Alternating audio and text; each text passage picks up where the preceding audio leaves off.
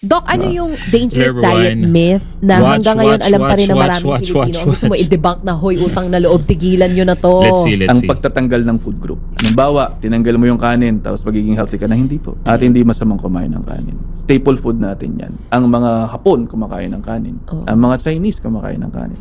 Mahaba naman ang buhay nila.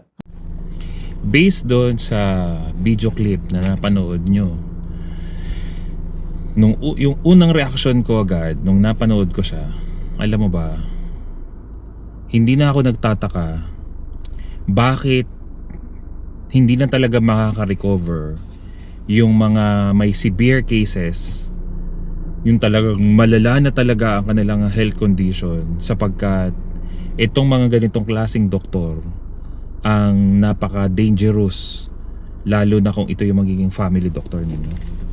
Ako na po nagsasabi sa inyo.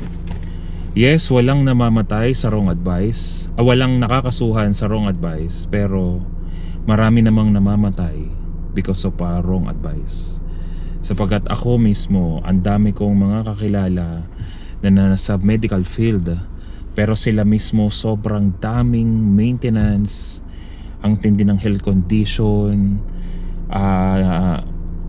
saradong utak patungkol sa pagtaas ng kolesterol, umiinom ng statin drug, ang daming nilang mga health issues, sapagkat isa sa numero uno talaga nilang iniiwasan ay ang pagkain ng too much protein ng karne.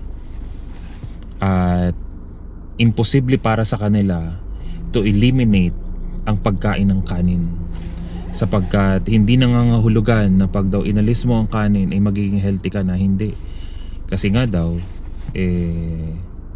ang Japan, di ba, nagbabanggit yan, napanood yun naman. Pero kita nyo naman yung latest kong in-upload about bone cancer. Inayawan na siya ng doktor, siya na mismo yung nag-decide na hindi na talaga siya sampalataya sa doktor niya.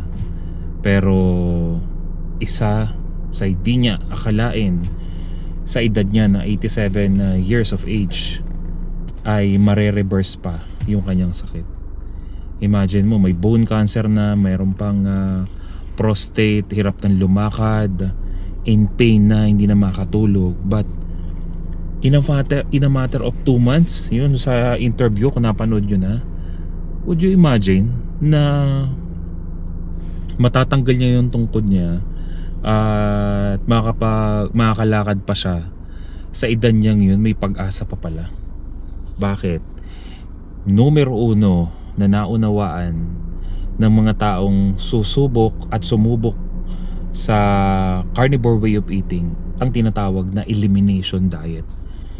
Ang problema, wala sa bokabularyo, wala sa dictionary ng mga nutritionist na kagaya nitong doktor na to ang tinatawag na elimination, sapagkat napakahalaga sa kanila yung tinatawag na food group.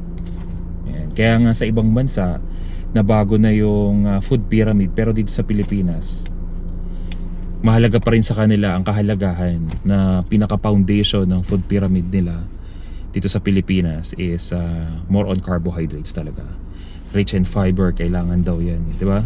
Kaya pinanood ko nga ilan sa mga videos niya, at dito ko tawang-tawa talaga na kung makakausap nitong doktor na to ilan sa mga pasyente natin na natulungan natin ang ating community sa carnivore way of eating. Naku, sa totoo lang, most of these doctors is they look after the money, hindi naman talaga para ikaw mismo makarecover and to become healthy. Walang negosyo